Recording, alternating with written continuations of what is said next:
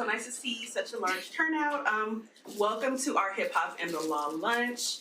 Today, the Black Law Students Association and the Byron White Center is excited to have this lunch. We are celebrating Black History Month, of course, and we are also celebrating the 50th anniversary of hip hop.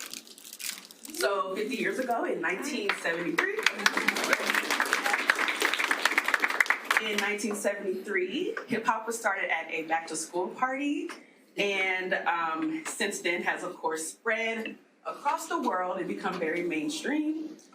And it is a reflection of all the issues in America from the eyes of the most marginalized people. We also want to invite you guys to some upcoming events. Next Tuesday, we have our Black History Month celebration right here in the law school. So come join us for that. And we also, the Byron White Center also has a lovely lunch event coming up. So in March, we have a discussion with Victoria Norris, reclaiming the Constitution. And also in March, we are going to be talking about class actions from a conservative standpoint with Professor Brian Fitzpatrick. And then in April, we have some AI and bias, AI and privacy things coming up, so stay tuned for those events as well. And our moderator today is going to be Ursula, so let's welcome her as well.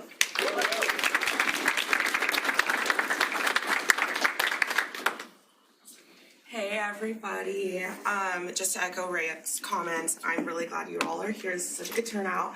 I'm Ursula, I'm president of VALSA this year, and I just wanted to introduce our panelists today. So of course we have our lovely Dean Inniss, who of course is our law dean here at Colorado Law. She is the 17th dean and the first Black woman dean of the law school. She also serves as provost professor of law. Yes, we can snap to that.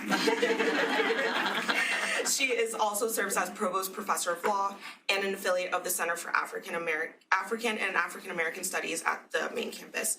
Her article, A Whole New World, discusses the conflicts between freedom of speech and the use of gendered slurs in rap music. In her chapter of Fight the Power, she explores the gender dynamics and nuances of women in hip-hop through Roxanne Shanty's song, Independent Woman. Professor Gregory Parks is visiting us from Wake Forest Law in North Carolina. In his scholarship, he incorporates race and law issues with social psychology. As a member of Alpha Phi Alpha Fraternity, Inc., he also writes about Black fraternal networks and their relation to the law. He is one of the editors of Fight the Power, and in his chapter, he explores how racial capitalism and the prison industrial complex complicated patriotism for the hip-hop artists through Public Enemy's Black Steel and the Hour of Chaos. Dean André Cummings is visiting us from the University of Arkansas William H. Bowen School of Law in Little Rock, where he teaches business and entertainment law courses, as well as hip-hop and the American Constitution. He is also an editor on a book titled Hip Hop and the Law that covers these topics. In his chapter of Fight the Power, he analyzes Meek Mill's song, Trauma, which demonstrates the numerous ways that U.S. policy and over-policing exacerbate childhood traumas that carry throughout adulthood. To start this panel off, I wanted to pose a question to Dean Inniss. And our first question is, with a resurgence of women making space in rap music over the last few years, do you believe that women are aligned with Roxanne Shanty's idea of independent women, or have we been simply reinforcing gender hierarchies? Thank you so much for that question. Reinforcing gender hierarchies. I'm first going to welcome distinguished co-panelists, Professor Parks, soon to be Dean of Buckner Law School, Dean Cummings. And actually, I was going to go to that. I'll just jump up there. It's easier. Are we reinforcing gender hierarchies? Yes, when women are doing this. However, when I first came to this work, it was, as was mentioned, with an article called "A Whole New World." That's race and gendered insult. It's Ursat's Carnival, and without getting well into the article, you have it.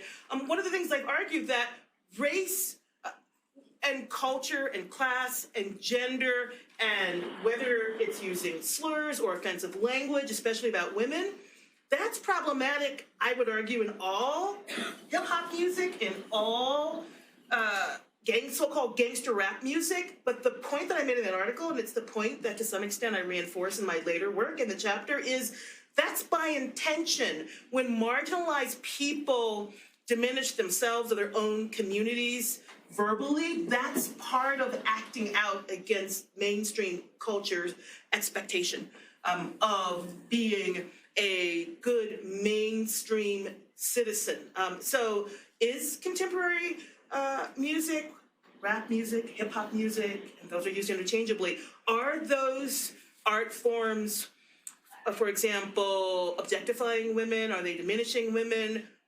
Very often, yes, and that's by intention, because I would argue that some of that genre is doing very intentional work. Now, I could say more about how problematic it is that that is the way we come at attacking mainstream norms. That's a separate discussion. So I would say yes, but I want people to interrogate closely what rap music and hip hop are doing when they say things like "ho" and other slurs, especially about women. And I don't know if you want to ask some other questions or. Thank you, Dean Inniss. Professor Parks, I wanted to move on to you, and our first question is, our current reality in America still reflects many of the issues expressed by Public Enemy in the early years of hip-hop. Can conscious hip-hop music be a vessel to really change law and policy in the US, or is it just a way to vent frustration?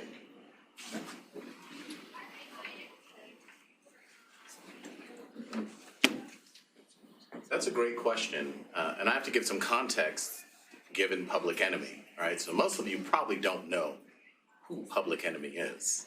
It's a hip-hop group that emerged in the 1980s, and I remember being introduced to them by a white, I grew up in the Hamptons, and I was introduced to Public Enemy by a white friend of mine, their first album, and then I went and purchased their second album, It Takes a Nation of Millions to Hold Us Back, one copy for me, one copy for Bruce Cotter. And then I was sitting there listening to the lyrics. And I remember going to my father, who was a social studies teacher. And I was like, who is X and Cleaver and Seal and Chesimard? And he was like, oh, go get that book off my shelf. That's about Malcolm X. Seal, he's the head of the Black Panthers. Go get that other book off my shelf. And so I remember reading about all these individuals and then ultimately meeting some members of Public Enemy. They had a security force called the S1W, Security of the First World. And they were members of the Nation of Islam. They trained in martial arts. I had started training in martial arts. And I remember meeting one of the S1Ws, and he said, our goal isn't to lead you. It is our goal to create leaders and to point you to other leaders. And so can hip hop change law and policy? In and of itself, I don't think so. But it can change hearts and minds. And those hearts and minds can change law and public policy. And so the question in this day and time is really, do we have a collective of conscious rap music? I don't think we do like we did in the 90s, but maybe I'm just an old man who's criticizing contemporary hip hop music. But I think to the extent that individuals are willing to listen and open their hearts and minds to the words and the messages being communicated, I probably wouldn't be a law professor. I wouldn't have gone to law school. I wouldn't have gotten a PhD. I probably wouldn't have gone to HBCU if I hadn't listened to Public Enemy. So I imagine their efforts work with many other individuals. And I think that conscious hip hop in this day and time can continue to work with a new generation of individuals.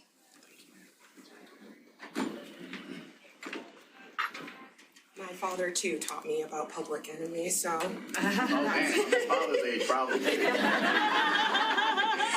Probably not, but. Thank you so much for those comments, Professor. Dean Cummings, I wanted to pose a question to you. Are you hopeful that the U.S. government and the CDC will take responsibility for the traumas inflicted on our children and make necessary changes? Or should we aim to address these issues in other ways? Is this something that a reparations bill could address?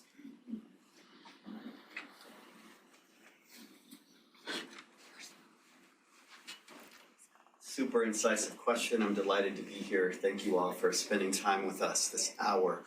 Vibing off of the question to Dr. Parks, I would just like to say that I believe that the 21 states that have legalized marijuana and the 42 that have allowed it medicinally, I don't think that would have happened in this country without hip-hop.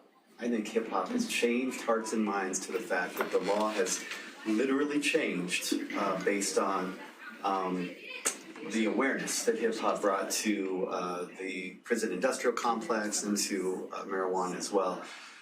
As far as trauma is concerned, we argue in a series of writings that policing in the United States and that the criminal legal system in the United States actually perpetuates trauma on Black and brown children. That the way that those communities are over-policed and the way that our criminal legal system does people of color actually adds trauma to the lives of these children that is simply not true for those that are either not poor or those that are not from communities of color. And so the question as to whether or not I'm hopeful that the government's going to get it, I think first and foremost, we have to recognize the ways that trauma literally harms Black and brown youth in the United States, destroys families, and the ways that adult health outcomes are inextricably linked to childhood trauma. I'll talk about that in a few minutes, but it's pretty dramatic. To that extent, I think that the hip-hop generation needs to think about becoming legislators and think about becoming leaders and lawyers, because as we do, then I think we can implement policies that actually protect children from the harms that over-policing and hyper-policing puts on them. And I'll just conclude with this thought. As I've written about trauma and interviewed lots and lots of people of color, nearly everyone has a traumatic law enforcement experience. One of my students that works in our Center for Racial Justice and Criminal Justice Reform in our court observation project went into a court and began observing and left court African-American male student near tears.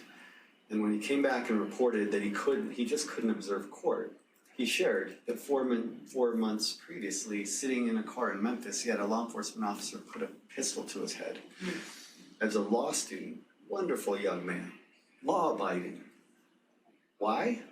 Well, he looked like somebody that had robbed a store and he fit the profile, and so he had a gun put to his head. And so that's an adult trauma being put on a student that is based on a system that's broken. And I actually do think that hip-hop has some of the answer.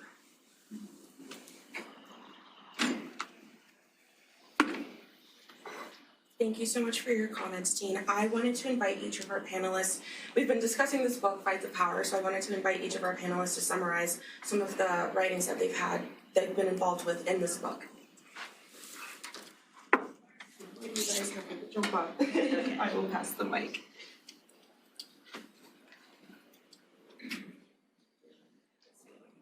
Is it on? I want to make sure it's on at the top. Is it on? It's on. Okay, so my chapter in this book is an analysis of the song Independent Woman by Roxanne Shante. And this is old school rap. What really influenced me in talking about and writing about this work was when I became aware of the wonderful opportunity by the volume editors to talk about hip-hop. One of the first things that occurred to me, in fact, I had the opportunity to see some of the early renderings when I saw what people were going to write about, and it struck me that there weren't that many people who were going to write about women in early rap, because there weren't that many of them, number one, and number two, to the extent that people think about who was popular in rap in the 80s or the 90s, people think about larger names like, let's say, Queen Latifah, largely because she later became an actress and more well-known. Someone like Roxanne Shante, I thought it was important to talk about her and breaching gender barriers and the spatial relationship between and among people who were performing rap and the work that they were doing. For those of you who might be a little familiar with my work, some of the most recent work talks about things like race, space, surveillance, and the law. And certainly when you go back to the very origins of hip hop, it was something that arose in communities of color. Side note, and I talk about this, there's an argument about just where it started. My husband, who's from the Bronx, says it was the Bronx, but people argue that it might have been somewhere else in New York City. But the bottom line is you're talking about what I call outside music, outside games, and black people outside, which I've written about, points of ellipsis, law enforcement. That's often what comes shortly after a discussion of large numbers of black people being outside. And so when you talk about the origins of rap and it being mostly a male endeavor, women were sort of seen as cute groupies who hung around. Roxanne Shante, her real name was Lolita, by the way. And few people know that. She adopted the name Roxanne in order to reply to a record by an all-male group about a woman named Roxanne. And in fact, you might hear old school rap. You may have heard that song, Roxanne, Roxanne, I Want to Be Your Man. Roxanne Shante changed her name and went to the studio to record a reply record that basically said, you are demeaning and diminishing women, especially black women, in their roles in the community. This raises lots of legal issues, starting first and foremost with the idea of sampling, of course, right? Because if you're going to reply to someone else, you'll often use large parts of their work, which probably use large parts of someone else's. And so Roxanne Shante and this early work, this was part of a lot of pretty significant lawsuits about the extent to which or whether artists could sample. Also, if you look at the lyrics, which I discuss in the chapter, Roxanne Shante, she's coming of age. She was 14 years old when she started, and a lot of this work, she hadn't even reached 16. She is paralleling what was known as the second wave feminist movement, and she even sort of quotes from some of the mottos of that movement, and she is urging women, mostly black women, to get away from, for example, extra-legal work, prostitution. She talks about that obliquely. She also urges women to be independent of what I call sort of dependent domesticity. Meaning, for a lot of women in those days, especially black women, people don't get this. When a lot of second-wave white feminists were saying, we want to get out of the house and work, black women, to put it colloquially, had been out of the house working. They were trying to get back into the house and take care of their own homes. Roxanne Shante really does something, therefore, that's pretty startling. She says, hey, guys, don't sit around wishing for a man to come and take care of you and your kids, which, side note, that was a thing that a lot of black women are still looking for. They haven't done that gig yet, the dependent domesticity, not broadly. Roxanne Shante says you need to come to the time of the independent woman. And so I do talk a lot about gender norms more broadly, gender and race norms and how they differ, especially around things like, being in the house, or being outside of the house. I also talk, more importantly, I think about space and the law and how rap music and the way it's been understood and deployed has largely been about a greater bifurcation between not just race and class, but how we understand, for example, what is music and how the law understands what's music, because we didn't get a huge pushback on trying to stop, quote, vulgar lyrics, close quote, until, interestingly enough, you look at the big upstarts in what I'll call race music or black music, going back to jazz. Nobody was trying to censor anything. I mean, there were, again, and I'll end on this note, if you, like me, I love historic renderings of music. If you look at music at the late 19th century, mainstream music, white music, there are all kinds of innuendos in there. Nobody tried to censor those, not until you see a significant rise, probably around the 1920s, World War I, of black music, race music, that was awakening things that mainstream communities didn't want. That's where you see law being deployed in these spaces. So that's some of the things that I write about and think about in this work. See, the dean didn't go off her notes, she freestyled it. So I'm gonna do something a little similar. I'll talk a little bit about what I wrote, but then I'll riff a bit. First I want to thank the dean and her staff, including but not limited to to Rhea and Ursula and Lindley for coordinating such an incredible event and for the gracious invitation. Thank you to Dean Inniss. Thank you to Dean Cummings for contributing to this edited volume. Also, I'm going to give a shout out to Professor Frank Rudy Cooper, who was my co-editor on this volume. And I appreciate this dialogue and the time to be with you here. In Fight the Power, so titled after Public Enemy's song off their 1990 album, Fear of a Black Planet, and the central song from Spike Lee's 1989 movie Do the Right Thing, I employ the lyrics of Public Enemy's song Black Steel in the Hour of Chaos as a lens to understand themes of citizenship, patriotism, military service, the prison-industrial complex, and firearms, all in the context of race. But to truly understand the song and its symbolism, one must understand the group. Public Enemy has its roots on Strong Island or Long Island, New York, where I was born and raised in the 1980s. The members present as a mixture of hip-hop heads, sports fans, college-educated individuals, individuals who had been in the military, and a heavy dose of black militancy from the Black Panthers and the Nation of Islam. In 1986, Public Enemy recorded their first debut studio album, Yo Bum Rush the Show. Most of the album was not overtly militant because the group hadn't yet figured out how to sharpen their storytelling skill and musical acumen and make the narrative deeply resonate.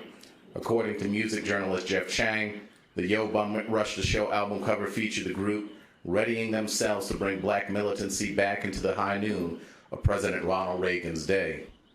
And the scrolling across the bottom of the album cover was the wording, "The government is responsible." In June of 1988, Public Enemy released its second album, It Takes a Nation of Millions to Hold Us Back, a hip-hop equivalent to Marvin Gaye's What's Going On, an album noted for its social commentary. It Takes a Nation of Millions included sound bites from Jesse Jackson, Malcolm X, Khalid Muhammad, all of which connected the band's mission with past African-American struggles. On It Takes a Nation of Millions, Public Enemy featured the song Black Steel in the Hour of Chaos. Black Steel extends the theme of their second album as a whole, the lack of safety in America for blacks. What influenced Chuck D, the group's lead vocalist, to write this song was his uncle's resistance to entering the Vietnam War. Black Steel uses allegory to reveal the story of a prison break with the name coming from the black steel or the gun found on the correction officer. Chuck D is responsible for the majority of the vocals, and he equates his experience in America's judicial system to slavery and exposes systematic racism. I'll highlight just a couple of themes and then pass the mic. The first is about race, citizenship, and patriotism. In Black Steel, Chuck D grapples with the issues of how race influences both notions of U.S. citizenship and national patriotism. Regarding the former, he raps, "Time they got me serving to those of them, I'm not a citizen." Social scientific research demonstrates the consistent association between American identity and whiteness. Not surprisingly, in such a racially heterogeneous society as the U.S., many, especially white Americans, seem to consider people of color as more outsiders than fellow citizens when contemplating, advocating, and voting for policies, specifically with regard to equity, criminal justice, and immigration. With regard to race and patriotism, Chuck D says, "I got a letter from the government the other day. I opened and read it and said they were suckers." By way of definition, American patriotism is defined as an attachment to America as a homeland, a commitment to American values, or a sense of pride in the journey, progress, and or ideals of the nation. However, individual differences in identity, including race, ethnicity, and social class, account for many unique brands of patriotism. Race especially impacts the ways in which national attachments are formed due to its correlation with social status and thus differences in lived experiences. It is no surprise that blacks and whites may express patriotism in different ways given their different racialized experiences in the U.S. and attitudes about racial progress.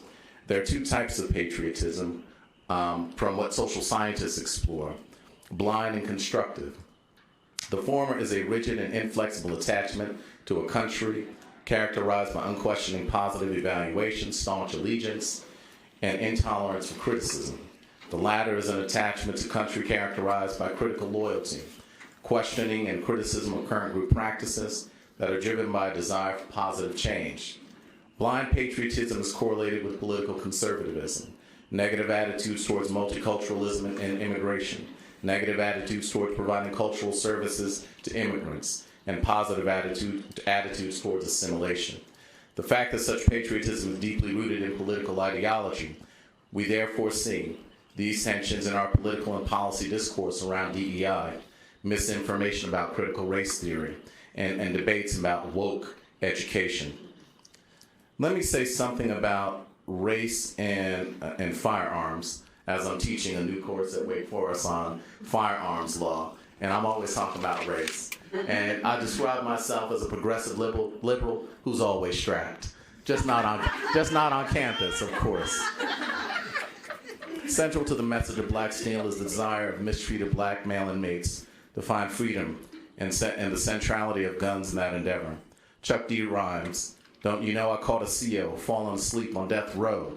I grabbed his gun and he did what I said so. And every man's the man got served, along with the time they served, decency was deserved." There's long been a tension at the intersection of firearms and race in America.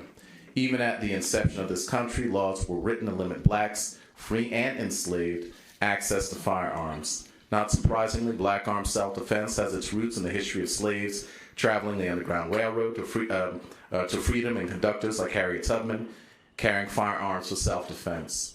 On the heels of the Civil War, white progressives and blacks pressed for the freedmen's civil rights to keep and bear arms. They saw the denial of blacks' rights to keep and bear arms for self-defense as an infringement on Black citizenship rights. Nonetheless, white anxiety about armed freed Blacks resulted in former Confederate states and local municipalities promulgating Black codes. These laws governed the conduct of free and freed Blacks, and many such codes had restrictions on Black gun ownership. Indeed, access to and usage of firearms has a long legacy in the Black community, from slavery to the civil rights movement. Yes, Martin Luther King Jr. did carry a piece. He believed in nonviolence as a political strategy, but if you rolled up to his house, he believed in defending himself and his family. To the Black Power movement, to today, as numbers of Black gun owners have significantly climbed since 2016. It is rooted in self-preservation and liberation. The lingering question is what it means today in an age of ever-evolving understanding of the Second Amendment.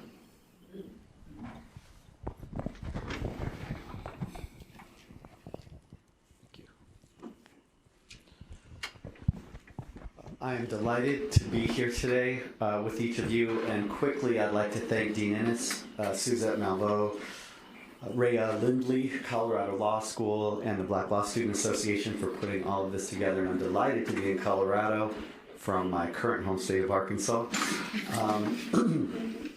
How many of you know Meek Mill? Not personally. How many of you have met Meek Mill? Okay, good. I'm glad. I wanted to start by talking about adverse childhood experiences. In the 1990s, Dr. Anda and Filiti with Kaiser Permanente and the CDC engaged in a groundbreaking study. Through 17,000 intake interviews, they discovered something astounding, which was that as they interviewed these individuals, those that had experienced childhood trauma had horrifying adult health outcomes. And so they began really digging in to figure out what that was all about. First of all, they labeled these childhood traumas adverse childhood experiences, or ACEs for short. And they identified these ACEs as physical abuse suffered as a child, emotional abuse, sexual abuse, living through divorce, living with an addict, having an incarcerated parent, witnessing abuse of a mother, physical abuse, and a label called social disadvantage, which they identified as food insecurity, community violence, housing insecurity, etc. And so they categorized these 10 ACEs and started figuring these people that were really struggling with their health, with obesity, with heart disease. They would survey and say, how many of these 10 traumas did you experience as a child? And they found something shocking that I'd like to share with you. Those individuals who had suffered 4 or more ACEs from the list that I just read to you were 3 times more likely to suffer heart disease. Those folks that had suffered 4 or more adverse childhood experiences, ACEs, were 4 times more likely to struggle with obesity. Even more stunning, 7 times more likely to struggle with suicidality.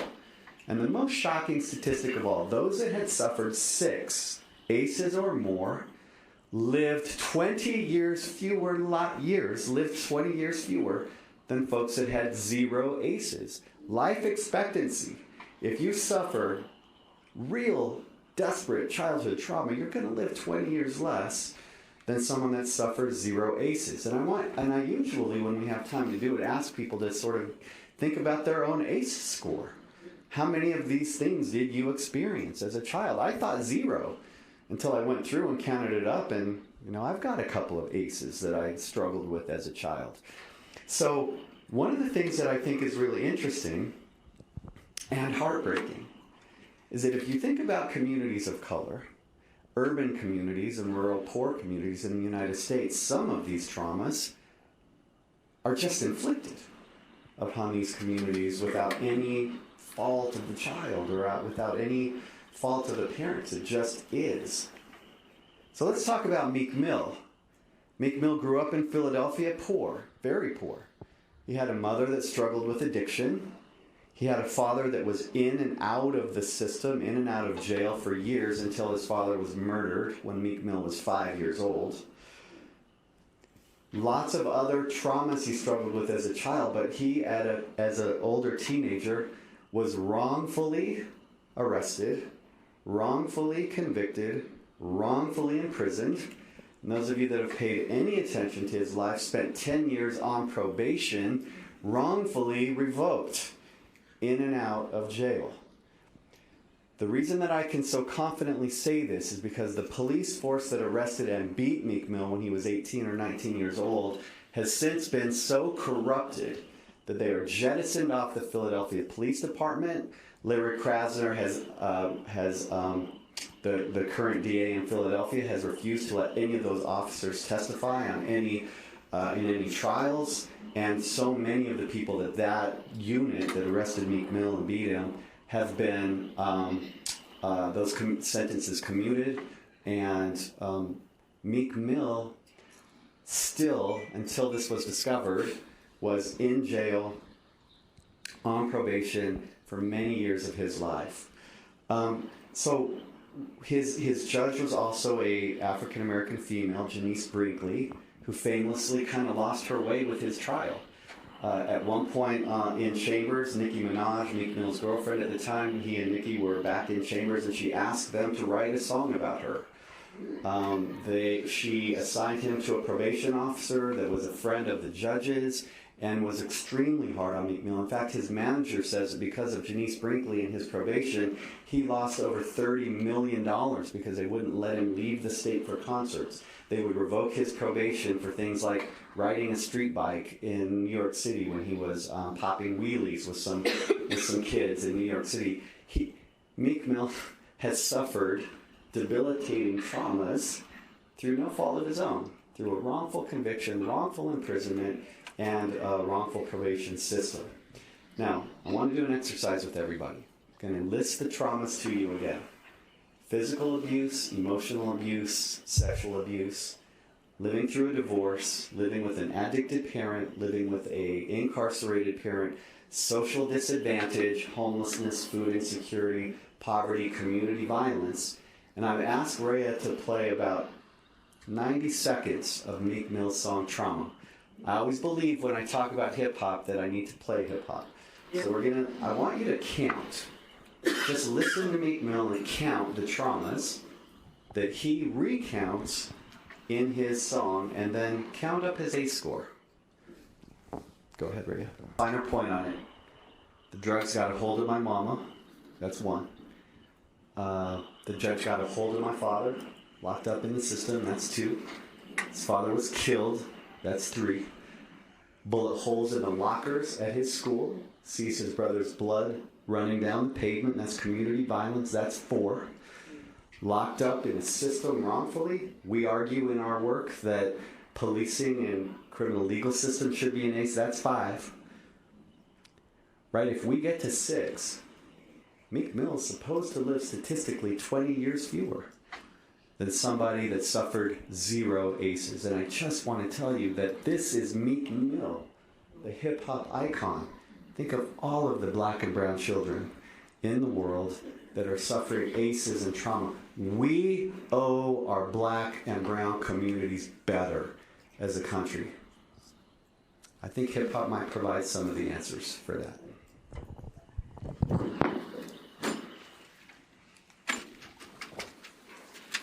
Thank you so much for all of your insightful comments. Before we start wrapping up our panel, No pun intended. Before we start wrapping up, I did want to pose one question to y'all. When Rhea first brought this idea of this panel, the first thing I said was, we have to talk about Young Thug's trial. So, on that note, we have a lot of recent and current cases in law that address these topics in hip-hop. Most recently, the Young Thug RICO case. What are your thoughts about this case? Is it a waste of government funding? Will it implicate free speech issues related towards the hip-hop, towards rap lyrics? And that can be whoever feels most comfortable answering.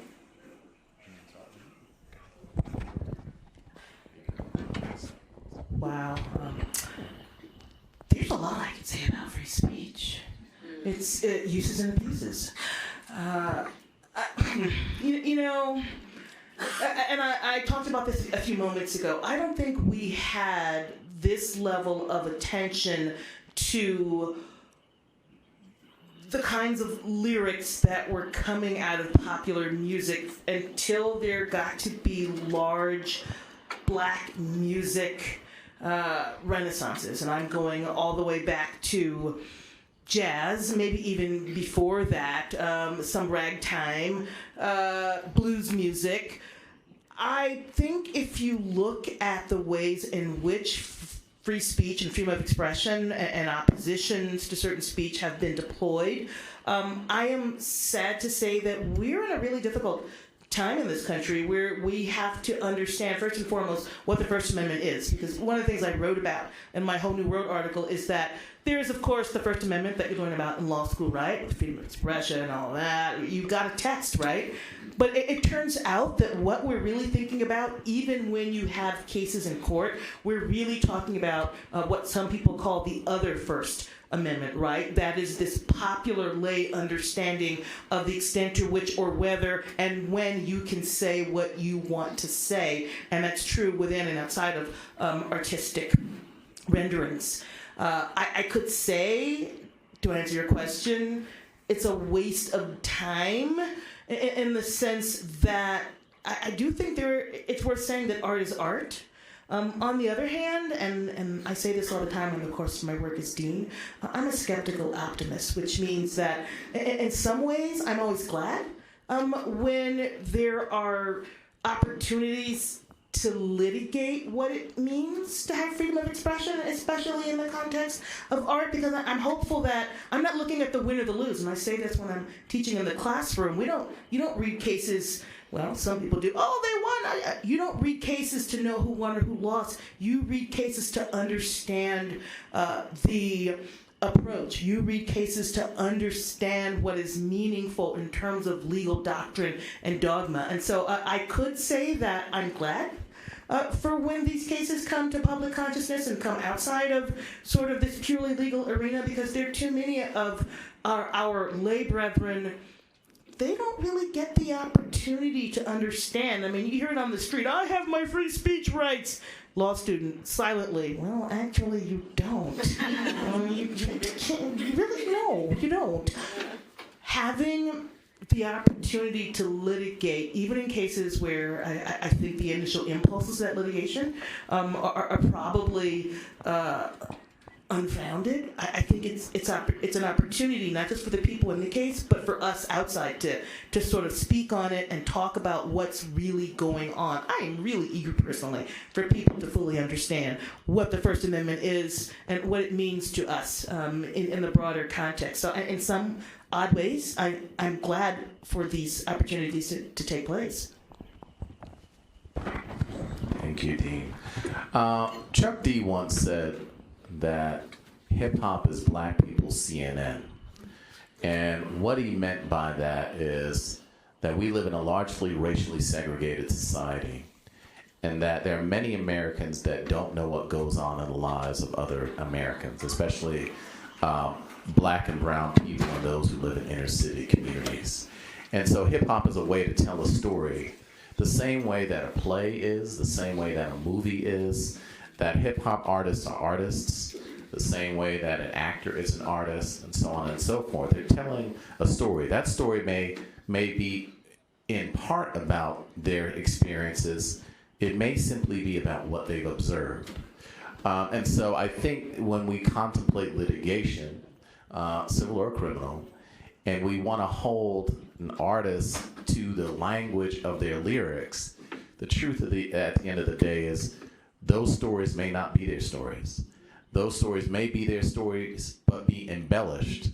And we don't know what the real truth is. Because that's not the goal of the art form. The art form isn't, let me tell you my full story. It may be some of their story, but it's let me represent a narrative to you so that you understand, and in a way that you want to consume this kind of information. So I think that's something that we have to keep in mind. Which is why, thank you, Dr. Parks, thank you, Dean Inniss, which is why using rap lyrics as evidence of guilt is so egregiously wrong. And it is happening across the country. It is not dissipating. We are literally using rap lyrics as evidence of guilt in trials across the United States. Johnny Cash was never put on trial for killing someone in Reno just to watch him die. It is one of the great travesties that we need to work hard against currently, is using rap lyrics as evidence of guilt. Last thing I wanted to mention is this: if my Meek Mill description has captured your imagination, there is a wonderful docuseries called Free Meek. It's on Amazon Prime, and you have to see it. It'll just show how the criminal legal system chews up young black men, even if you're a hip-hop superstar. Thank you.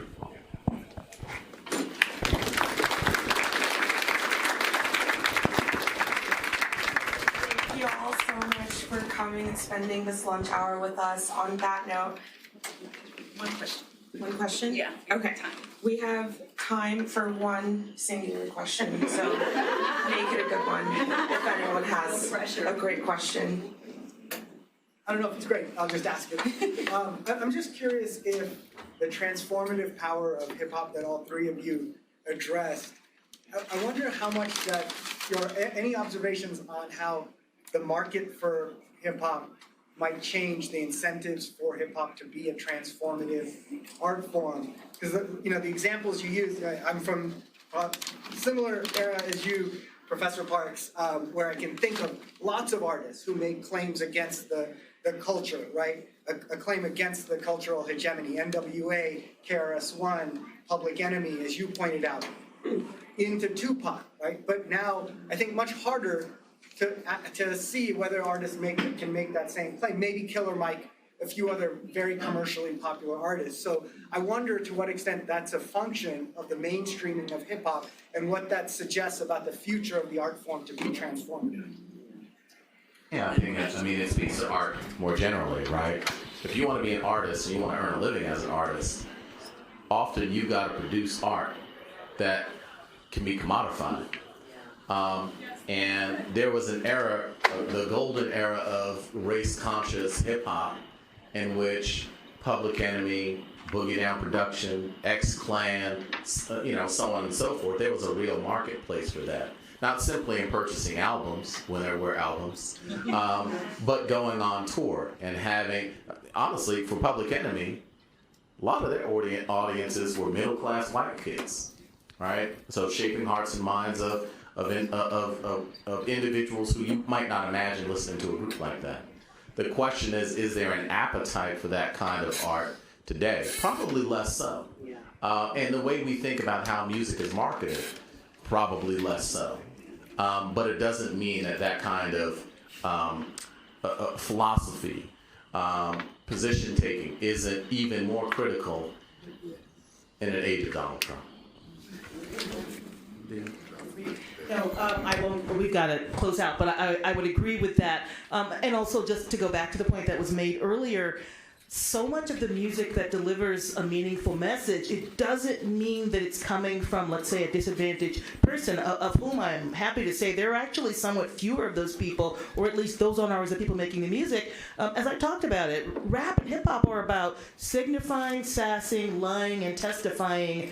Accent on the testifying, and I think there's still a testamentary sort of aspect to the music where people who are telling aren't always the people that have lived that experience. That, to my view, is still happening. So I do still think it's meaningful, notwithstanding the wider deployment of the art form and the commodification. So.